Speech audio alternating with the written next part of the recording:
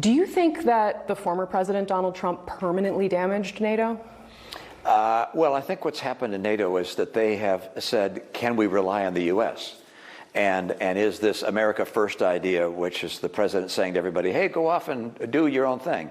I think that approach is one that frightens other members of NATO, and they wonder, are we committed to NATO and to our mutual defense, or are we all going to go off on our own? And so they wonder. Are they ever going to get over that, do you think? Well, they wonder whether we're going to return to the, if you will, the policies that we've had for the last 70 years, or whether we're instead going to take the turn that Donald Trump represented. If he were to come back as the U.S. president, I think it would represent a pretty dramatic departure for the world, and they would rethink whether they can count on the United States to lead NATO and to lead other nations as they push back against China and against Russia.